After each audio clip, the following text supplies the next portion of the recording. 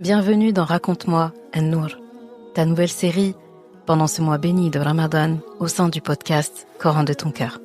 Moi, c'est Oustada Zeynep, enseignante et éternelle étudiante du Coran. Cette année, je t'invite à marcher vers la lumière avec Sourate An-Nour. Cette sourate qui éclaire les cœurs, purifie les âmes et nous guide vers la clarté dont nous avons tant besoin face aux défis de notre époque actuelle. Raconte-moi An-Nour, une lumière offerte par Allah pour éclairer ton chemin, une lumière pour éclairer ta vie. أعوذ بالله من الشيطان الرجيم بسم الله الرحمن الرحيم إنما المؤمنون الذين آمنوا بالله ورسوله وإذا كانوا معه على أمر جامع لم يذهبوا حتى يستأذنوه إن الذين يستأذنونك أولئك الذين يؤمنون بالله ورسوله فإذا استأذنوك لبعض شأنهم فأذن لمن شئت منهم واستغفر لهم الله إن الله غفور رحيم لا تجعلوا دعاء الرسول بينكم كدعاء بعضكم بعضا قد يعلم الله الذين يتسللون منكم لواذا فليحذر الذين يخالفون عن أمره أن تصيبهم فتنة أو يصيبهم عذاب أليم ألا إن لله ما في السماوات والأرض قد يعلم ما أنتم عليه ويوم يرجعون إليه فينبئهم بما عملوا والله بكل شيء عليم. Les vrais croyants sont ceux qui croient en Allah et en son messager, et qui, lorsqu'ils sont en sa compagnie, pour une affaire d'intérêt général, ne s'en vont pas avant de lui avoir demandé la permission. Ceux qui te demandent cette permission, ce sont eux qui croient en Allah et en son messager. Si donc ils te demandent la permission pour une affaire personnelle, donne-la à qui tu veux d'entre eux et implore le pardon d'Allah pour eux, car Allah est pardonneur et plein de rahma. Ne considérez pas l'appel du messager comme un appel que vous vous adresseriez les uns aux autres. Allah connaît certes ceux des vôtres qui s'en vont secrètement en s'entrecachant. Que ceux donc qui s'opposent à son commandement prennent garde qu'une épreuve ne les atteigne ou que ne les atteigne un châtiment douloureux. C'est à Allah vraiment qu'appartient tout ce qui est dans les cieux et sur la terre. Il sait parfaitement l'état dans lequel vous êtes. Et le jour où les hommes seront ramenés vers lui, il les informera alors de ce qu'ils œuvraient. Allah est omniscient. Sourate An-Nour, ayah 62, à la fin 64. Assalamu alaikum wa rahmatullah. Alors aujourd'hui, jour particulier puisqu'on aborde les dernières ayahs de notre chère Sourate An-Nour qui nous a accompagnés tout ce mois de Ramadan, alhamdulillah. Et ici, c'est un passage très fort. C'est un peu une continuité. Donc là, on a vraiment la partie où on parle de la discipline en termes d'organisation, la discipline gouvernementale, politique, etc. Et là, c'est vraiment l'organisation des musulmans dont il est question. Et quoi de mieux pour Allah que d'illustrer ça à travers le respect et l'organisation par le prophète sallallahu alayhi wa sallam. Parce que clairement, là, il y a de grandes informations qui sont mentionnées à ce sujet. La ayah 62, elle commence par parler de nous. Sauf que là, Allah subhanahu wa ta'ala insiste non plus en disant « innal mu'minun », mais il dit « innamal mu'minun ». Et là, c'est un ta'kid, c'est quand on appuie dessus, c'est une forme d'insistance. En gros, les vrais croyants, certes, sont les croyants véritables en gros. Et regarde, parce que cette forme d'insistance, donc cette forme de ta'kid, ça intervient à la fin de la sourate. D'accord? Donc à la fin de tout ce qu'Allah avait à nous dire jusqu'alors. Et parce qu'à présent, on a évolué avec les enseignements de cette sourate An-Nur, on a évolué avec tous les enseignements qu'Allah nous a donnés, il nous a parlé de notre cœur, de tout ce qui est attrait à notre cœur. Donc maintenant, il nous a donné le filtre pour pouvoir connaître l'état de notre cœur, pour pouvoir le soigner s'il faut, pour pouvoir le nourrir et pour pouvoir l'entretenir. Et tu vois que de l'autre côté de la lumière du cœur, donc la deuxième moitié de la sourate, Allah subhanahu wa ta'ala vient apporter à chaque fois une nouvelle pierre à l'édifice par rapport à ce qu'il nous avait déjà dit au début de la sourate. Comme pour nous dire, eh bien maintenant que tu as des lunettes pour comprendre, maintenant que tu as compris comment bien te tenir, comment tirer profit de la lumière de ton cœur et que tu vois plus clairement, eh bien maintenant tu es apte à comprendre que tu dois implémenter ceci ou cela en plus de tout ce que je t'ai dit. Et là, c'est pareil. Dans cette ayah, c'est pareil. La première partie de la sourate va venir vraiment réparer, tapisser et faire de la prévention. Et là, dans la deuxième partie donc de la sourate, c'est la complétude. Et vient maintenant la discipline. Le sujet d'aujourd'hui, vraiment, c'est la discipline. Quand la discipline au niveau de la maison est gérée, le petit foyer, la petite entreprise, jusque dans la chambre des parents, eh bien, petit à petit, on prépare le terrain pour une société saine. Donc, de la chambre parentale, puis la maison, puis la société, puis la vie politique en harmonie. À chaque fois, on va un peu plus loin.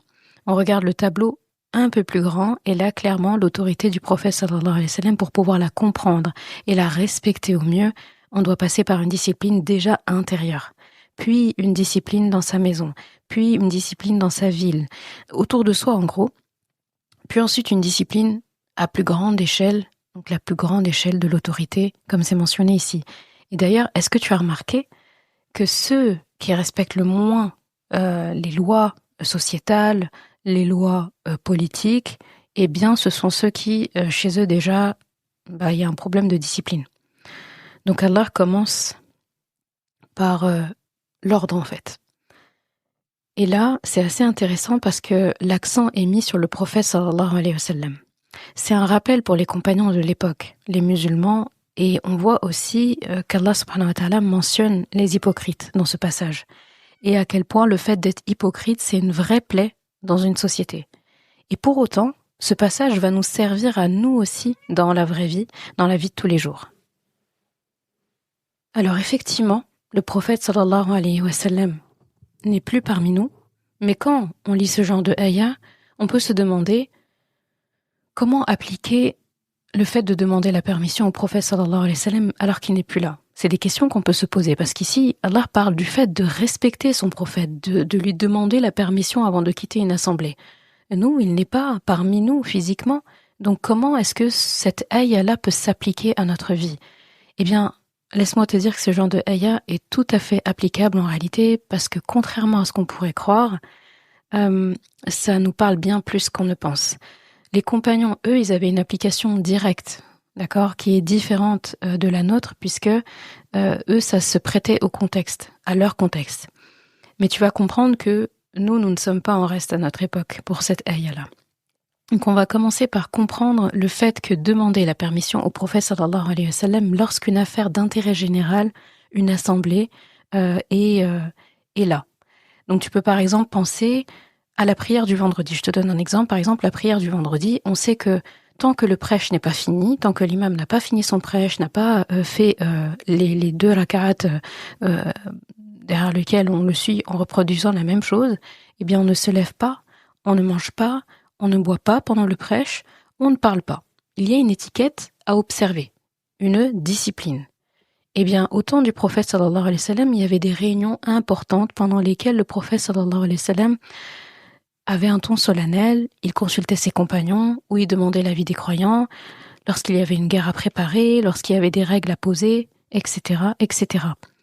Et là, Allah subhanahu wa ta'ala nous précise que la personne qui vient et qui demande au prophète sallallahu alayhi wa sallam la permission de quitter une assemblée, eh bien, c'est gage que cette personne est vraiment croyante. Que ce soit pour une affaire importante, générale, ou pour une affaire moins importante.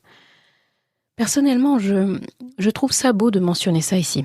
Parce que autant dans la sourate, on a plusieurs passages qui nous parlaient de comment entrer chez les gens, de comment entrer dans une maison, comment entrer dans une chambre, autant là, on nous apprend comment quitter, comment prendre congé d'une assemblée. Et là, Allah subhanahu wa ta'ala nous parle d'une assemblée qui n'est pas n'importe quelle assemblée. C'est une assemblée où le prophète sallallahu alayhi wa sallam y était et une assemblée qu'il préside. Donc ça nous montre qu'il y a une étiquette pour une assemblée comme ça et que pour de plus petites assemblées ou des assemblées moins importantes, il faut quand même apprendre également comment est-ce qu'on doit procéder. Et dans ce passage, on nous apprend comment quitter, comment demander la permission, comment, en gros, c'est comme si on disait comment quitter la table, et non pas s'en aller comme ça sans raison. Et là, Allah subhanahu wa ta'ala met en opposition le comportement des hypocrites. Il précise que ceux qui demandent la permission au prophète sallallahu alayhi wa sallam sont ceux qui croient vraiment en Allah et son messager. Et après, il donne aussi des directives au prophète sallallahu alayhi wa sallam en disant que s'il y a parmi l'assemblée des gens qui demandent la permission pour quelque chose de personnel, alors toi, prophète, tu peux accorder ta permission à qui tu veux. Allah lui laisse le libre champ. Le prophète sallallahu alayhi wa sallam est donc amené à analyser la situation et c'est intéressant ici par rapport aux mots qu'Allah emploie lorsqu'il parle de ceux qui, en la compagnie du prophète sallallahu alayhi wa sallam, lui demandent la permission pour quelque chose. Eh bien, il a utilisé ici le mot amr, d'accord, pour une affaire générale. Quand il parle d'une affaire générale, Allah subhanahu wa ta'ala emploie le mot amr. Mais lorsqu'il parle de ceux qui viennent demander la permission pour une affaire personnelle, il qualifie cette affaire personnelle de sha'n, d'accord? Donc tu as amr et tu as sha'n. On parle d'un amr pour une affaire sur le plan de l'intérêt général. Et quand on parle d'un sha'n, c'est qu'il s'agit d'une affaire personnelle. En gros, c'est une action ou une affaire qui ne peut être réglée ou gérée que par la personne concernée. Quand on parle d'un sha'n, ça me fait penser à une ayah dans Surat Ar-Rahman où Allah subhanahu wa ta'ala dit de lui-même « Kulla yawmin huwa fi sha'n ». Donc chaque jour, il est affairé à quelque chose. Chaque jour, il a une action. Il est affairé à une action. Il a une action à faire. Et c'est une action, on est d'accord, qui peut être menée que par lui. Donc un sha'n, c'est une affaire qui ne peut pas être déléguée. Tu ne pourrais pas donner une mission de cette ampleur-là, par exemple, cette mission, ce sha'n-là, cette mission personnelle, c'est une mission telle en fait que tu ne pourrais pas donner cette mission à ta sœur ou à ton frère parce que ça ne peut être accompli que par toi. Il n'y a que toi qui peux t'occuper de cette chose-là. Donc si tu ne la fais pas, elle ne sera pas faite. Et c'est important de comprendre les nuances de ce passage. Parce que cette ayah, elle est belle, elle est vraiment très belle sur le fait de marquer les priorités, parce qu'on apprend l'importance de s'occuper d'abord des choses prioritaires, les choses qu'on ne peut pas déléguer, et même Allah subhanahu wa ta'ala, quand il parle de lui dans ce sens-là, donc le sha'n sur lequel il se concentre, eh bien, lui-même nous montre qu'il donne un sens, il a un sens de priorité.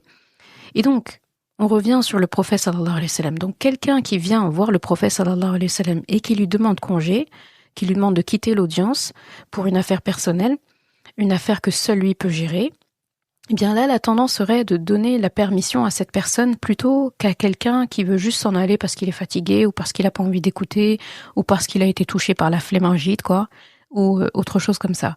Donc pour cette catégorie de personnes, Allah dit au prophète sallallahu alayhi wa sallam, tu peux donner la permission à qui tu veux d'entre eux. Et là, en regardant bien le passage, on commence à comprendre qu'Allah subhanahu wa ta'ala est en train de donner au prophète sallallahu alayhi wa sallam les qualités d'un véritable leader. Là, on voit que vraiment c'est un véritable leader dont il est question. Dans ce passage-là, il y a énormément de leadership. Comment gérer les troupes, comment gérer une assemblée, comment être un bon leader de qualité, vraiment. Un leader sait quoi dire, il sait quand le dire, il sait quand dire oui, il sait quand dire non, il sait à qui permettre quoi, à qui donner telle ou telle responsabilité. Et dans cette ayah, Allah décrit une assemblée où sont traitées des affaires d'ordre général. Eh bien, imagine dans ce contexte qu'une personne, donc là je te mets en immersion, imagine qu'une personne vient te voir. Allez, imaginons que tu es un PDG ou un manager ou un chef de rayon dans une grande entreprise. Et là, c'est la période des soldes. C'est une période de rush du coup, et là, il y a un de tes meilleurs employés, vraiment tes meilleurs éléments, qui vient te demander la permission de poser des congés à partir de demain par exemple, ou bien il veut s'absenter cet après-midi pour une affaire personnelle. Une affaire très importante pour lui et que seul lui peut gérer, que cette chose soit urgente ou pas. Il te demande la permission à ce moment-là précis. On est d'accord qu'en fonction de qui vient te demander la permission pour un congé, bien, tu dois pouvoir dire oui ou non et évaluer la situation et les besoins de l'entreprise. Même si la personne risque de mal prendre par exemple ton nom. Eh bien, il y a des employés, par rapport à leurs compétences, si tu leur acceptes des congés à ce moment-là, où tu as vraiment besoin des meilleurs éléments pendant le rush, eh bien, tu fais clairement couler la boîte. Parce que ce n'est clairement pas le moment de s'absenter. Il y a des tâches importantes pour bien gérer la période de solde et il n'y a que cet employé qui peut gérer ces tâches-là. Et en gros, tu regardes la personne et tu lui dis, écoute, là, si tu t'en vas, tout tombe à l'eau, on s'écroule tous. Donc non, tu peux pas partir maintenant, mais tu pourras te mettre en off à telle ou telle période. Et c'est très important d'avoir ça en tête et de comprendre ça, parce que, à l'inverse, si c'est une autre personne qui devait la remplacer, tu sais, la personne qui ne fiche jamais rien au travail, qui vient tout le temps en retard, qui vient quand elle veut, qui est quasi jamais là, qui prend des congés à n'importe quel moment, qui demande jamais la permission, elle est là ou elle est pas là, en fait c'est du pareil au même. Eh bien ce serait compliqué si c'est cet employé-là qui va devoir gérer le rush des soldes si le bon élément s'en va. Et d'ailleurs, pour continuer dans cette lancée, si cette personne vient te demander des congés pendant cette période de rush, eh bien limite cette personne, t'as envie de lui dire « Ok, vas-y, prends ton congé. » Et pourquoi ? Pourquoi tu as envie de lui répondre ça ? Parce qu'en fait, cette personne, en étant là, en période de rush, une période où il y a énormément de travail à abattre, cette personne, elle va retarder tout le monde. Elle va retarder tout le monde parce qu'elle n'aime pas travailler, elle ne veut pas travailler, elle se dérobe, elle n'est pas digne de confiance. Donc, son inaction va te taper sur les nerfs au bout d'un moment et elle risque même peut-être de causer plus de dégâts et de retarder les gens plus qu'autre chose. Donc limite cette personne qui prend congé, ça te tranquillise l'esprit, ça t'enlève même de la charge mentale. C'est dommage. Et donc, tu vois que c'est important, en fait, d'avoir ce discernement-là. C'est important de savoir, en fait, à qui on autorise quoi, à quel moment, à qui on confie quelle tâche, pour quelle raison, à quel moment. Et donc cette ayah nous montre que dire non, ce n'est pas forcément mauvais. Donc il faut pouvoir dire non à quelqu'un en situation, dans ce genre de situation, en bon leader qui se respecte en fait. Le leader, il doit pouvoir cadrer ses troupes parce que c'est lui qui connaît le projet, c'est lui qui dirige le projet, c'est lui qui dirige les opérations, c'est lui qui sait de qui il a besoin, à quel moment, c'est lui qui connaît les compétences de chaque personne qui est sous sa responsabilité. Donc s'il se rend compte que telle personne ou telle personne, je peux pas me permettre de ne pas l'avoir dans mon groupe, quoi. Comme un chef d'armée dirait, mais tel soldat, je peux pas me permettre de pas l'avoir dans mon contingent, dans mon programme, sinon tout tombe à l'eau. Eh bien, il doit pouvoir, s'il se rend compte en fait que cette personne, il peut pas s'en passer, de faire de sorte qu'elle soit bien dans les opérations. Eh bien, c'est son devoir en tant que leader de pouvoir dire à cette personne, je suis désolé, mais là, j'ai besoin de toi, c'est pas possible que tu partes maintenant. Alors qu'à l'opposé, le flemmard qui viendrait demander une permission et qui est plus un boulet qu'autre chose, cette personne-là, on est d'accord, c'est mieux de lui dire « Oui, c'est pas grave, tu peux partir. De toute façon, on n'a pas besoin de toi pour ce projet, on t'appellera pour un autre projet, quoi. » Donc cette ayah complète aussi les ayahs qui sont dans... Je viens de penser à ça dans la sourate At-Tawbah. Tu sais, sourate At-Tawbah, Anfal... cette sourate-là aussi, An-Nur, c'est des sourates qui vont parler parfois du combat, des hypocrites, etc. Et donc, il y a une ayah où Allah subhanahu wa ta'ala s'adresse au prophète sallallahu alayhi wa sallam et il lui dit « Afallahu anka lima adhinta lahum » Donc qu'Allah te pardonne pour le fait que tu aies autorisé à ces personnes-là, en parlant des hypocrites, à ne pas prendre part à la bataille. Parce que il y a eu des hypocrites la veille d'une bataille très importante qui avaient demandé une permission au prophète sallallahu alayhi wa sallam en lui présentant un tas d'excuses du style oh moi je peux pas y aller parce qu'il y a ceci ou il y a cela, moi si j'y vais je vais vous retarder parce que j'ai une blessure, moi ma famille a besoin de moi, etc. bla bla bla. Et ils terminaient toujours leur discours par vraiment si on pouvait on viendrait. Et Allah il capture tout ça dans la sourate At-Tawbah. Donc la personne, tu vois la personne typiquement qui a décidé de ne pas venir au moment où tu avais plus besoin d'elle. C'est à ce moment où tu as besoin d'elle qu'elle se désiste. Donc des personnes qui fuient, qui trahissent et qui servent à rien, entre guillemets, eh ben eux, en plus en temps de guerre, c'est même dangereux de les avoir. Et donc le prophète sallallahu alayhi wa sallam, en réfléchissant à ça, en réfléchissant à l'intérêt général, eh bien il leur avait donné la permission de rester chez eux, de pas venir au combat. Et Allah subhanahu wa ta'ala avait reproché ça à son prophète, sallallahu alayhi wa sallam. En gros, il lui a dit, mais pourquoi tu les as autorisés? Et qu'Allah te pardonne pour leur avoir autorisé. Là, il le dit pas dans le sens, il ne fallait pas les garder parce que leur présence était indispensable et en gros l'armée va perdre sans eux. C'était pas dans ce sens-là.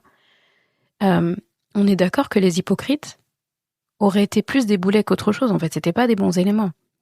Et le prophète sallallahu alayhi wa sallam, il a suivi cette logique en se disant que leur présence dans l'armée aurait pu même nuire aux troupes musulmanes.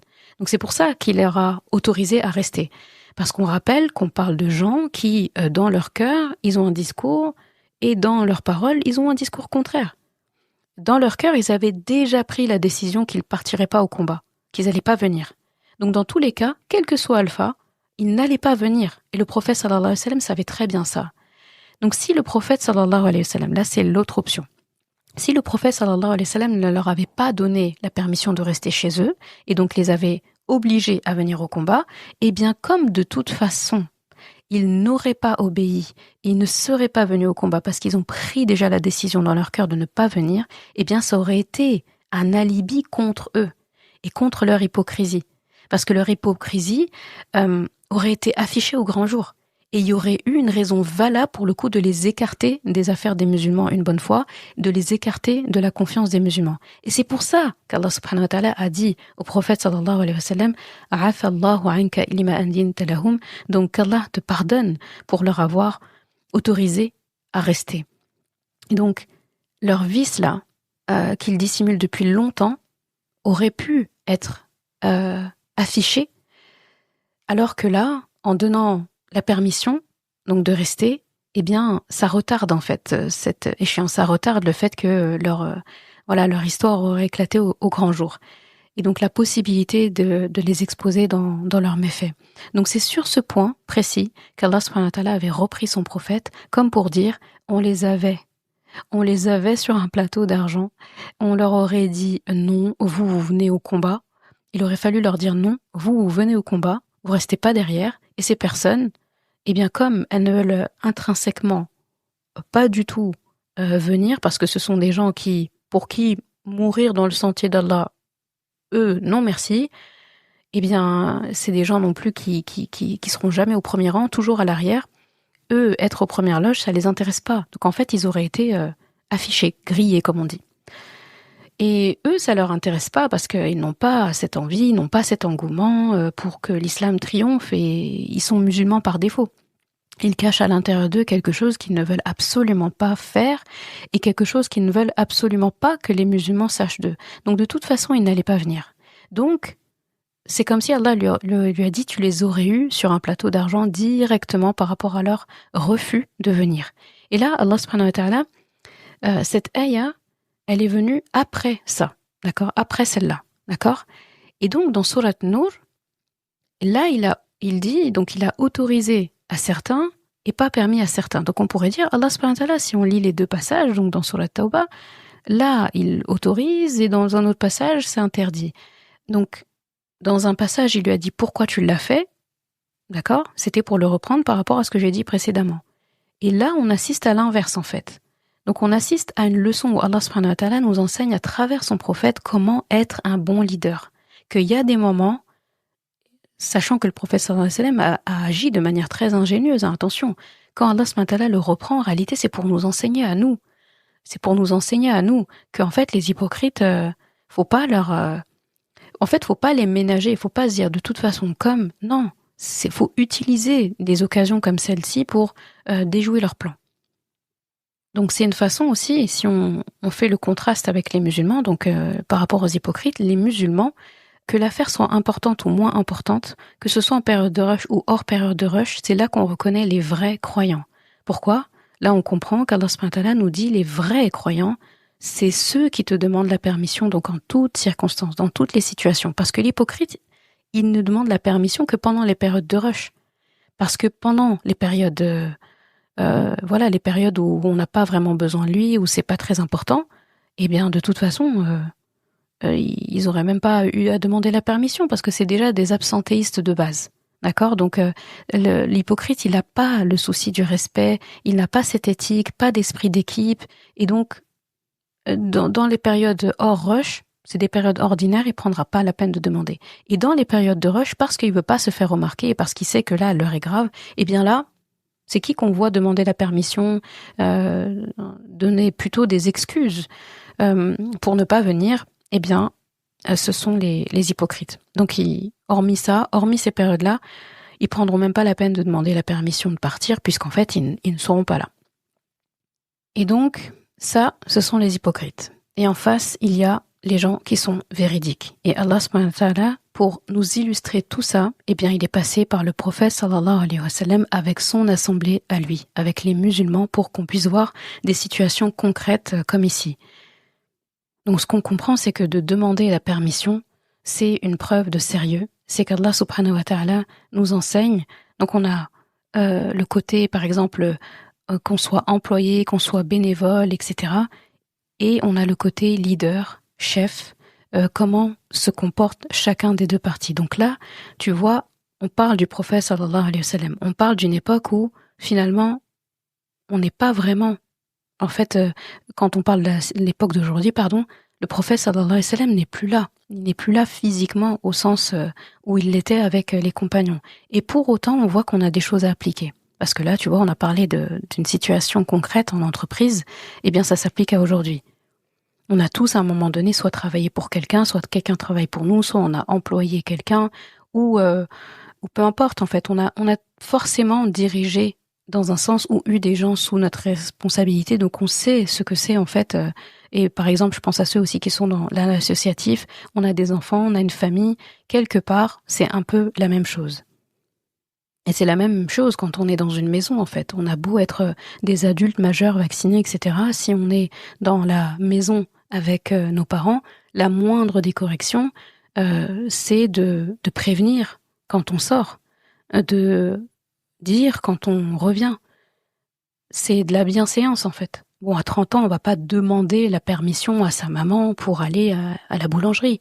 Mais la bienséance, ce qui est beau à avoir, c'est de sortir de chez ses parents, donc chez soi, et de dire je vais à la boulangerie, et pas sortir comme ça, comme si il y avait personne qui habitait dans la maison. Donc on passe le salam et on y va, sans avoir à expliquer pendant 100 ans non plus.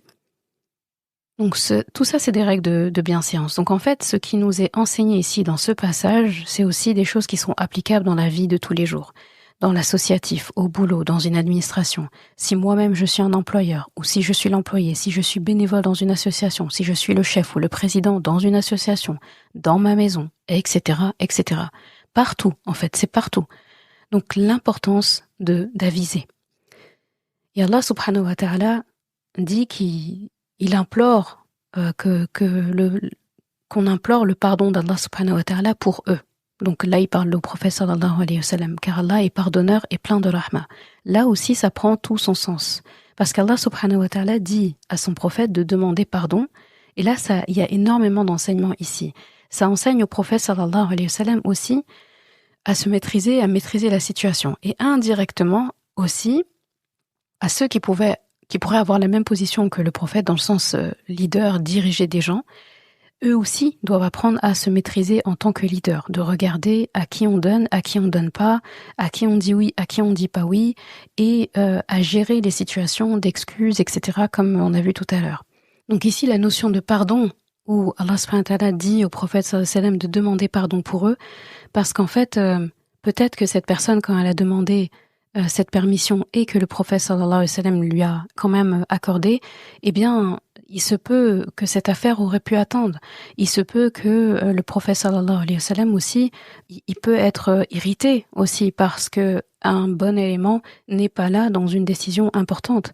Pareil, cette ayah-là, elle nous aide aussi, nous, à, ça aide la personne, qui demande la permission, à réfléchir à 2 fois. De réfléchir sur la position dans laquelle on met la personne à qui on demande. Parce que des fois, on pense à notre affaire personnelle, on pense à notre imprévu à nous, et il y a un appel d'Allah subhanahu wa ta'ala à penser à l'intérêt général. Il y a des moments, en fait, c'est pas pour nous. On est d'accord que là, tout de suite, il y a une guerre qui éclate, qu'Allah nous préserve. Eh bien, il y a une guerre, donc c'est important. On appelle les gens à se mobiliser. C'est pas à ce moment-là que tu vas penser à ton rendez-vous chez le dentiste ou aller récupérer ton colis au relais. Et pourtant, le dentiste, oui, c'est un chêne, dans le sens que il y a que toi qui peux aller à ton rendez-vous chez le dentiste. Mais ce n'est pas le moment, ce n'est pas urgent. Et là, l'intérêt général prime. C'est un exemple extrême là que j'ai cité, mais c'est pour vraiment montrer le contraste et montrer que il y a des moments, en fait, on va suivre le amr et le sha'n, on le fait quand on ne brise pas l'intérêt général. Et la sécurité de tout le monde prime avant tout, surtout en temps de guerre, on est d'accord.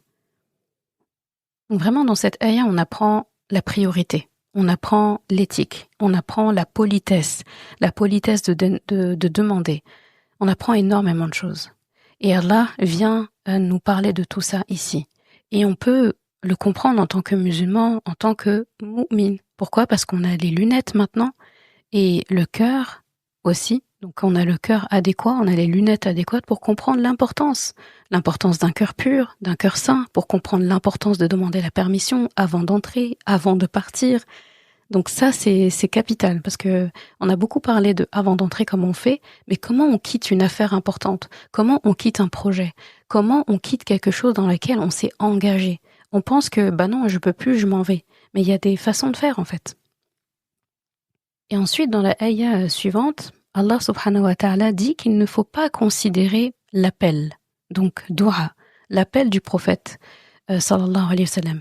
Ici, on le traduit souvent par appel. Donc, le mot qui est mentionné ici, c'est dua. Dua peut être compris de plusieurs façons. Dua, c'est le fait d'invoquer. C'est le mot que tu connais le plus pour dire dua. Donc, c'est invoquer. Dua, c'est aussi le fait d'appeler. D'accord ? C'est aussi le fait d'inviter. Donc, si tu prends le sens, donc ne prenez pas l'appel du prophète comme un appel entre vous, on peut le comprendre comme si le prophète sallallahu alayhi wa sallam s'adressait à nous. Et par exemple, il s'adresse à nous pour nous demander quelque chose. Il s'adresse à nous pour quelque chose en particulier. Eh bien, il ne faut pas prendre cet appel à la légère. Ce n'est pas comme si on s'appelait entre nous. On appelait le pote ou maman ou papa ou voilà. On n'appelle pas quelqu'un de familier comme ça. On parle du prophète sallallahu alayhi wa sallam. L'affaire est importante quand c'est lui qui parle. C'est le chef, c'est le leader qui appelle. Donc attention à ça. Si c'est pris dans le sens l'invocation du prophète n'est pas comme une invocation que vous faites entre vous, eh bien, il faut savoir une chose simple, c'est que l'invocation du prophète sallallahu alayhi wa sallam n'est pas refusée par Allah. Elle est exaucée automatiquement. Donc que ce soit pour quelque chose que le prophète sallallahu alayhi wa sallam, genre s'il prie, il demande quelque chose en notre faveur, quelque chose de bien, une baraka, eh bien considère que ce n'est pas une mince affaire. Et qu'en fait, on gagne quelque chose d'énorme quand c'est le prophète sallallahu alayhi wa sallam qui l'a fait. D'ailleurs, le prophète sallallahu alayhi wa sallam a invoqué pour sa umma.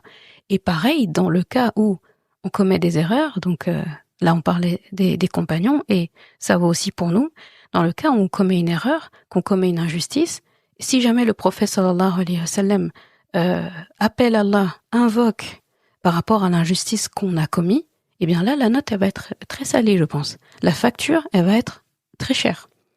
Donc, il faut faire attention. Donc là, Allah subhanahu wa ta'ala appelle clairement au respect et à l'autorité du prophète sallallahu alayhi wa sallam. Ici, on parle du leader à travers le prophète sallallahu alayhi wa sallam. On parle de l'enseignant. On parle du père des croyants.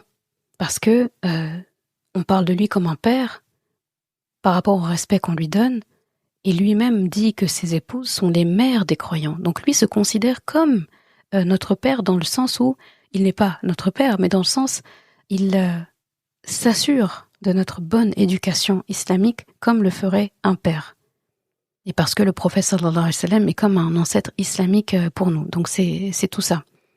Et accessoirement, quand même, le prophète sallallahu alayhi wa sallam, le messager d'Allah, son bien-aimé, celui qui, lorsqu'on mentionne le nom d'Allah, on va mentionner derrière le nom du prophète sallallahu alayhi wa sallam, ce n'est pas rien. Ce n'est pas rien. Du coup, on peut comprendre ça de cette façon. On peut le comprendre aussi en sens de l'invitation. Donc l'invitation du prophète ici, il faut comprendre l'invitation à la mission de l'islam. Ne considérez pas l'invitation du prophète sallallahu alayhi wa sallam à la mission de l'islam comme des invitations que vous vous lancez entre vous pour des projets mondains. Le prophète sallallahu alayhi wa sallam nous demande de le suivre dans sa mission, de transmettre de lui. Il dit « transmettez de moi ne serait-ce qu'une ayah ». Il nous demande de faire perdurer l'islam. Ça doit être une mission de chacun d'entre nous, de propager l'islam, de tenir le flambeau, de récupérer le témoin. Et nous aussi, en fait, il nous demande d'accomplir notre part du travail. Le prophète sallallahu alayhi wa sallam, il est venu délivrer ce message, c'est vrai. Il l'a délivré correctement. Il l'a bien délivré. On a accusé réception.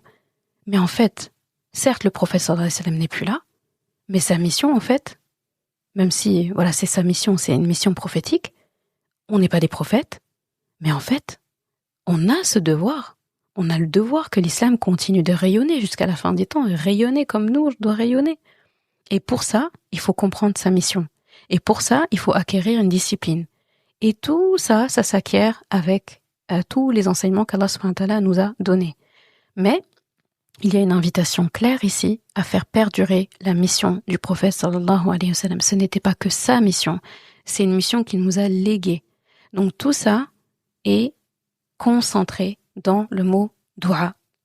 Donc ne considérez pas le dua du prophète sallallahu alayhi wa sallam, l'appel du prophète sallallahu alayhi wa sallam, l'invitation du prophète sallallahu alayhi wa sallam, l'invocation du prophète sallallahu alayhi wa sallam comme quelque chose de trivial ou quelque chose que vous faites entre vous, quelque chose que vous vous adressez entre vous sans forcément la même importance. Donc attention, attention, attention. Nous, indirectement, le prophète sallallahu alayhi wa sallam, je rappelle, il n'est plus physiquement parmi nous, mais ses ahadiths sont là, ses paroles sont là, sa mission est là, ses invocations, les invocations qu'il a faites à Allah subhanahu wa ta'ala pour nous sont là. Les invocations qu'il a faites à Allah contre les injustes sont là. L'appel qu'il nous a fait est toujours là. Donc, on vit cette ayah presque autant que les compagnons, qu'Allah les agrée, et les musulmans de l'époque. Cette époque-là. Est-ce que maintenant tu comprends quand je te dis que cette ayah nous parle bien plus qu'on ne pense, même si le prophète sallallahu alayhi wa sallam n'est pas en face de nous à nous parler? Et enfin, Allah subhanahu wa ta'ala complète en disant qu'il connaît parfaitement alladhina yatasallaluna minkum liwada. Donc cette partie où il parle du fait de demander, etc., la permission, eh bien, il dit, voilà, qad ya'lamu Allahu alladhina yatasallaluna minkum liwada. Ça aussi, c'est intéressant parce qu'il dit que il parle de ceux qui vont et viennent, qui se cachent un petit peu. Donc il dit là il parle clairement d'une branche d'hypocrites, hein, d'accord, comme ça, on a l'habitude. Donc c'est eux en fait quand il y avait des réunions, quand il y a des réunions importantes, ils se cachaient derrière les compagnons, tu vois. Moi je dis qu'ils jouaient un peu à Tetris. Je les appelle les joueurs de Tetris parce que dès que le prophète sallallahu alayhi wa sallam tournait la tête ou changeait de position et ainsi de suite, ils agençaient, ils manigançaient leur départ de l'assemblée d'une manière un peu saccadée, d'une manière progressive jusqu'à pouvoir prendre la sortie, la poudre d'escampette. C'est typiquement la personne qui va s'asseoir à un endroit stratégique de la pièce pour pouvoir aller sans qu'on le remarque. Donc dès que la personne qui préside l'assemblée, par exemple, tourne le dos parce qu'il écrit au tableau et tout, eh bien la personne qui comptait partir, elle a déjà amorcé son trajet vers la sortie, mais pour ça, il fallait pas qu'elle soit au premier rang. Et bien là, ça mime exactement les hypocrites. Vraiment, c'est comme ça. Et quand on lit ces ayats, on se dit que ce genre de comportement, c'est vraiment digne, c'est de la grosse gaminerie, quoi. C'est un manque de maturité, et malheureusement, c'est un trait des hypocrites, c'est un manque de maturité, de responsabilité, un manque d'éthique, de règles, de savoir-vivre. Et c'est des choses qu'on a forcément déjà vues faire. Donc, qu'Allah nous préserve. Et ces gens-là, clairement, on voit que ce sont des gens sur qui on peut pas compter, encore une fois.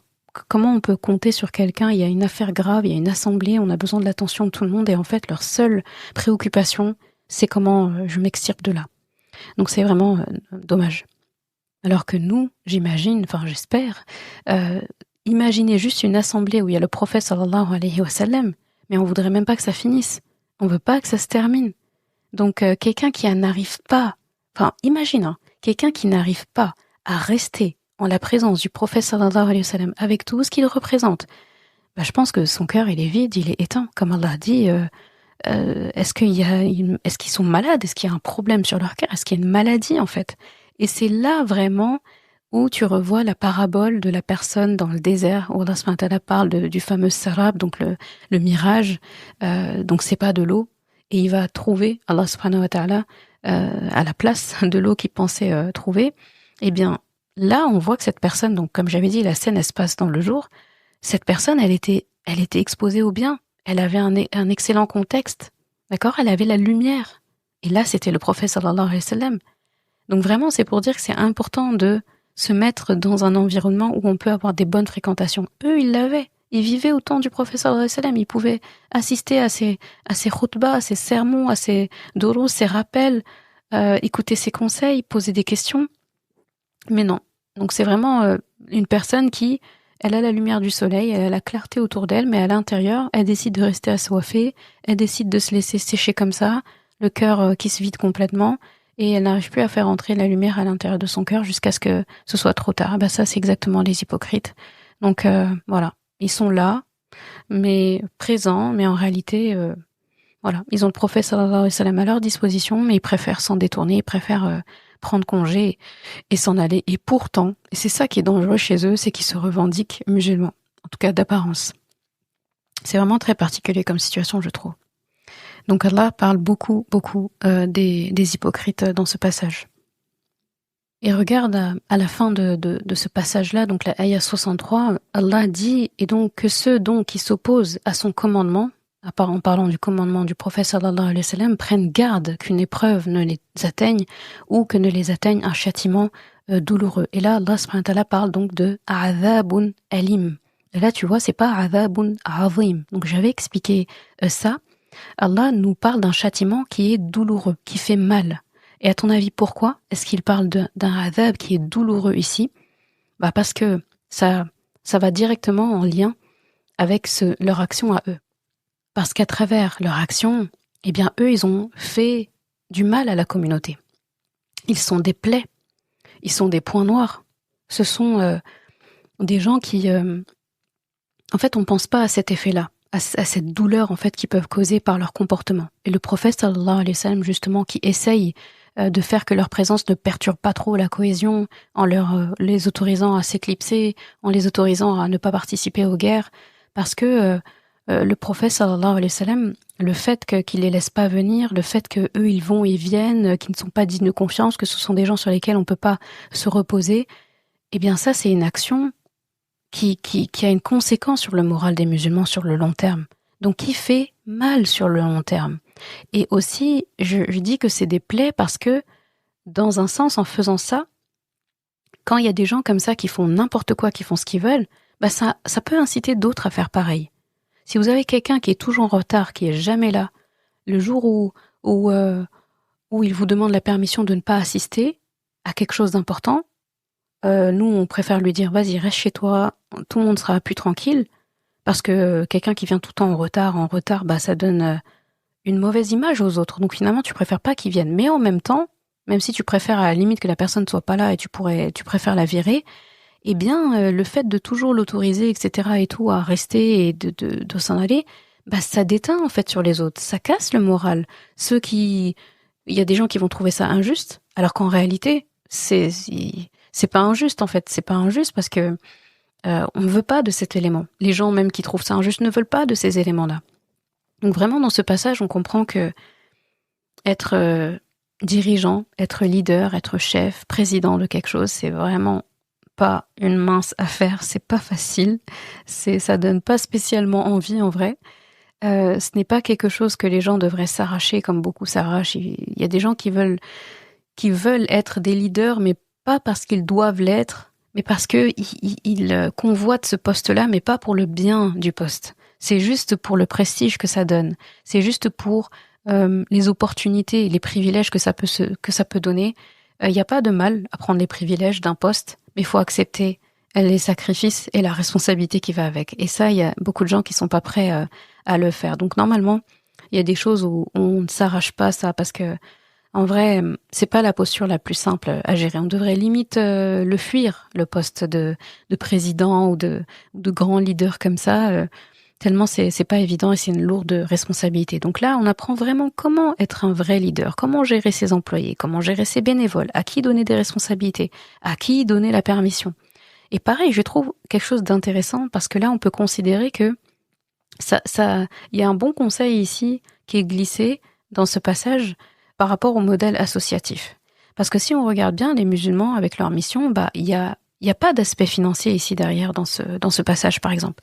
Le prophète sallallahu alayhi wa sallam, certes, il est leur chef, il y a une discipline claire qui est stricte, parce qu'après tout, voilà. Eh bien, on pourrait se dire, moi, je suis là, de toute façon, je suis bénévole, ok. Je suis là déjà, c'est déjà bien, dans l'association, par exemple. Donc, on a tendance, quand quelque chose est bénévole, ou bien, voilà, il n'y a pas une rémunération derrière, ça se fait dans la communauté, malheureusement, cette tendance à justement prendre moins au sérieux ce poste, prendre moins au sérieux l'organisation. Parce que justement, il n'y a pas d'aspect financier derrière. Alors que quand on travaille pour un salaire, on va pas travailler de la même manière, bizarrement. Donc là, on apprend que nous, en tant que musulmans, quel que soit ce qu'on doit faire, que ce soit quelque chose de bénévole, ou que ce soit quelque chose de salarié, que ce soit en associatif, peu importe, on ne doit jamais faire moins que la discipline. Il y a quelque chose de très bien qui nous enseigne ça, et c'est la prière. Si tu regardes la prière, ça a la discipline d'une armée. On dirait que tu fais une parade militaire. Eh bien, normalement, une communauté qui prie 5 fois par jour, qui ne décide pas du nombre de la raka'at, qui ne décide pas des formules qu'il doit dire. Tu peux pas décider d'enlever la fatiha d'une salat parce que tu n'auras pas de salat. Donc, si tu pries derrière un imam, tu es obligé de suivre l'imam, par exemple. Tu fais le même nombre de raka'at que l'imam. Même si l'imam se trompe, eh bien, tu dois le suivre. Et quand il fait le sujoud as-sahou, donc la prosternation de correction, s'il a ajouté ou diminué raka'a, ou s'il a oublié fatiha, ou quelconque erreur qui a été commise, la rectification, c'est de faire deux raka'at après le salam ou avant le salam, ça dépend de l'erreur qui est faite dans la prière. Eh bien, on le suit, on doit le suivre, on le suit dans sa correction. Donc en fait, on a une forme de discipline qui nous est enseignée à travers salat, qu'on fait 5 fois par jour, tous les jours, toute l'année. Eh bien, en fait, une communauté qui a ça, elle ne peut pas, en fait, ne pas être disciplinée. La salat est là pour cette discipline, pour la connexion avec Allah, et aussi pour cette discipline et d'autres bienfaits. Donc, en fait, il y a la notion de discipline. Il faut suivre le groupe, suivre le chef de groupe, parce que sinon, c'est du grand n'importe quoi. C'est comme si, par exemple, tu es dans un groupe, vous faites un voyage, et une agence de voyage et un guide, et en fait, il y en a un qui dit, on va prendre le cas d'une Umrah ou du Hajj, il y en a un qui dit, non, moi, je décide, on va à Jeddah aujourd'hui, moi je vais y aller aujourd'hui, il y avait une visite de prévue, non, moi j'y vais à ce moment-là, on lui dit ça, non, je fais comme ça, mais c'est l'anarchie en fait. C'est l'anarchie, c'est pas possible, on peut pas. Et là, c'est pour ça que il faut un chef aussi. Et là, ça m'amène aussi à quelque chose que le prophète sallallahu alayhi wa sallam nous a recommandé.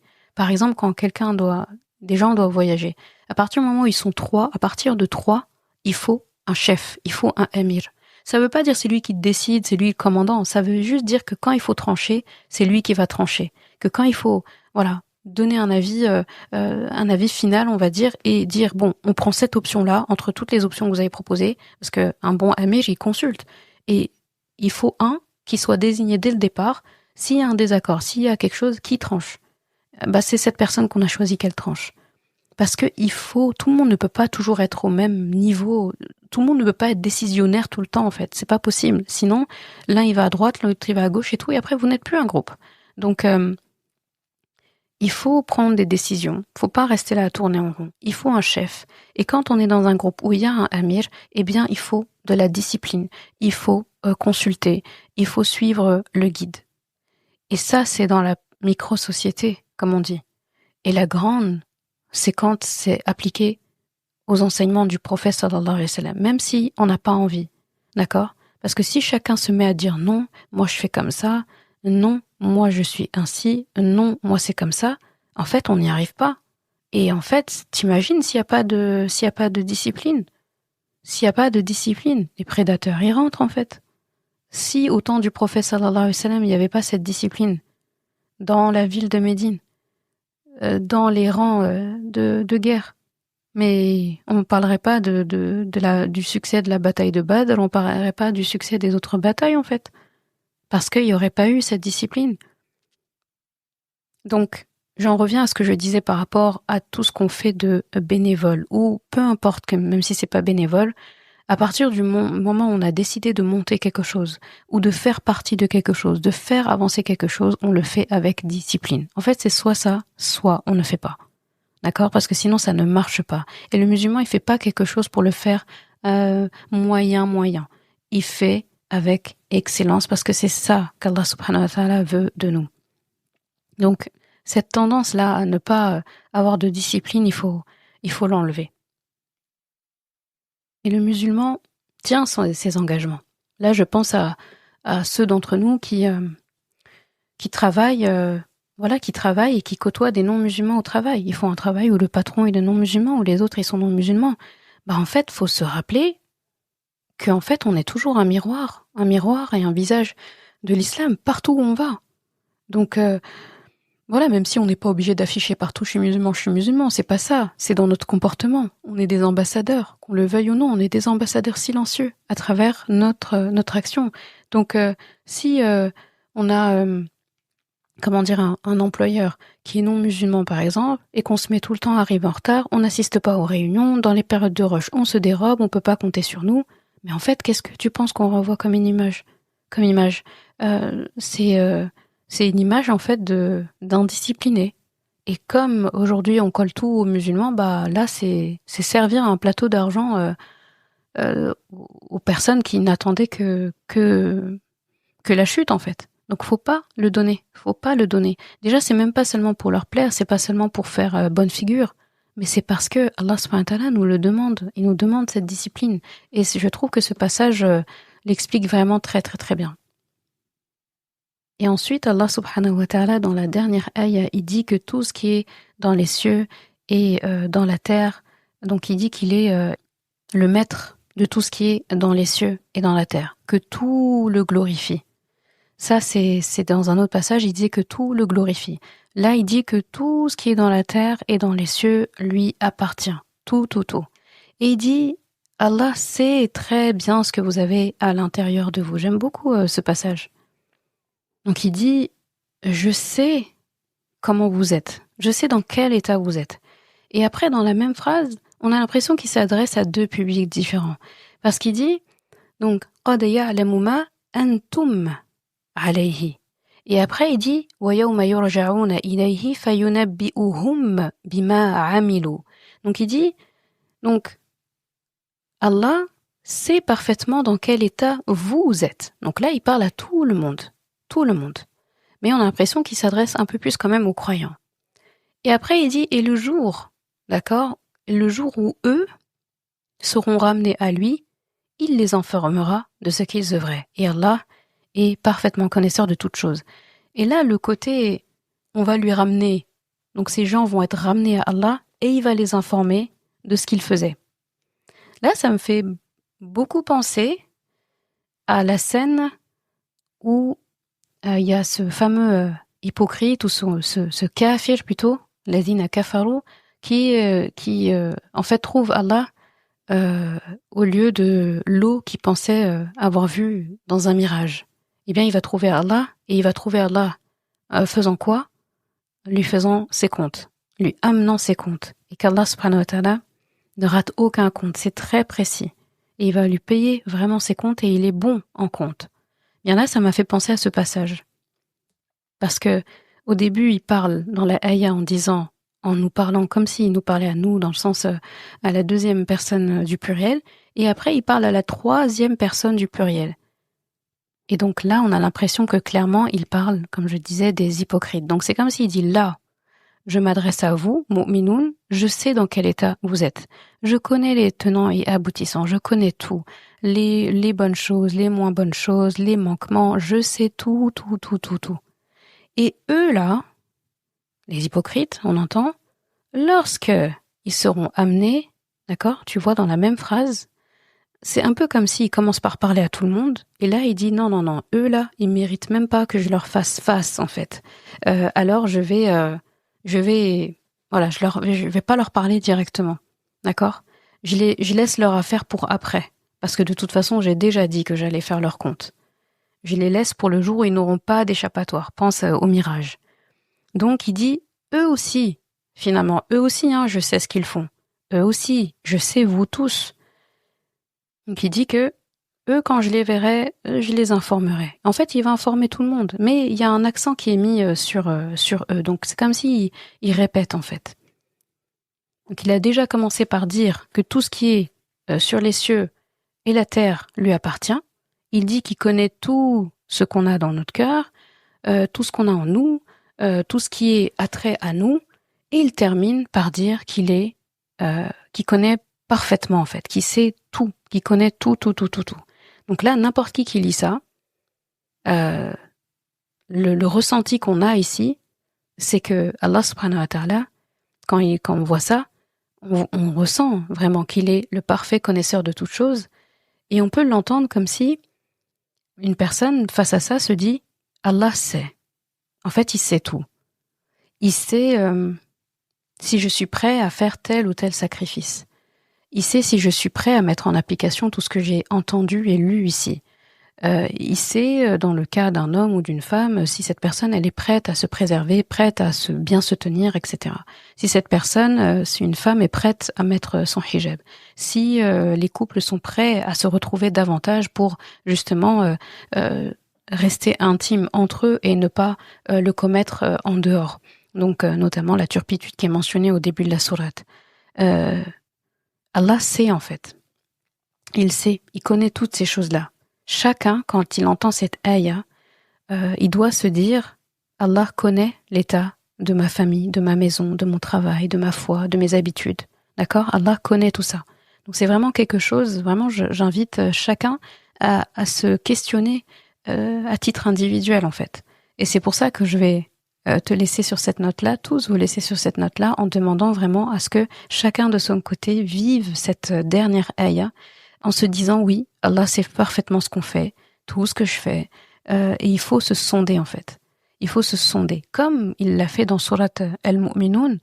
En fait, il faut faire un audit, son propre audit, se poser vraiment les questions. Qu'est-ce que là maintenant, je pense qu'il est urgent de rectifier, d'améliorer, d'éliminer, d'ajouter, de modifier, de transmettre. Mais vraiment, qu'est-ce que je peux faire là concrètement?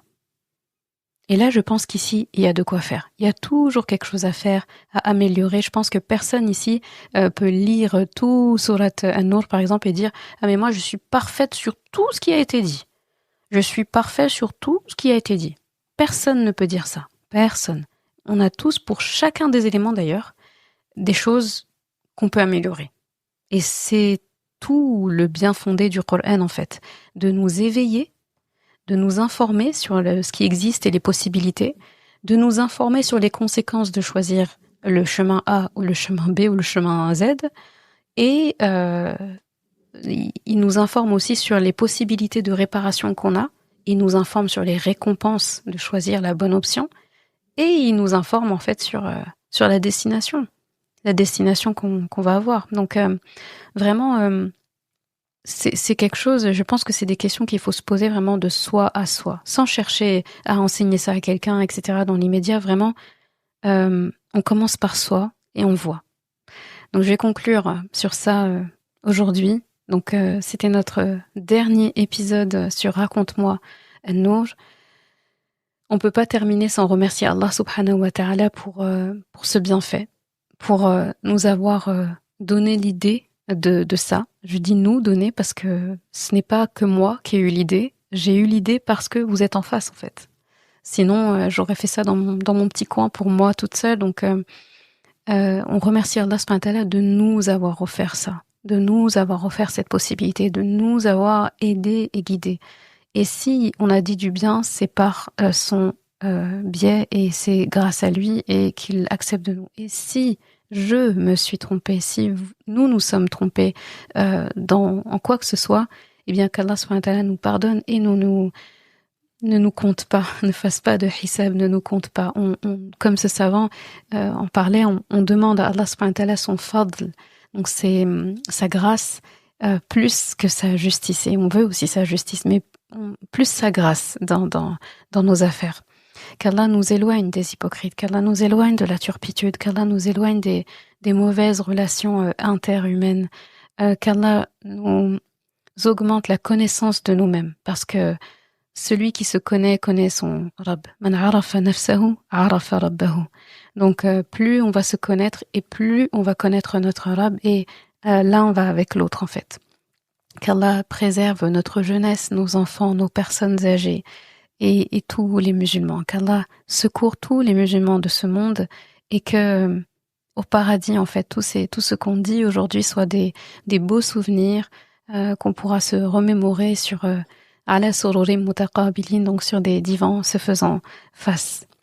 Donc je te remercie pour ton attention, je te remercie si tu as écouté jusqu'à cet épisode. Je te fais énormément de doigts, chaque personne qui écoute.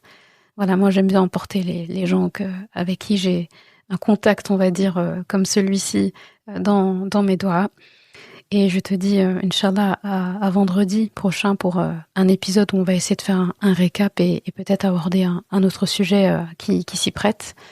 Subhanaka Allahumma wa bihamdi, nashhadu an la ilaha illa ant, nastaghfiruka wa natubu ilayk. Assalamu alaikum et Eid Mubarak en avance. Salam alaikum.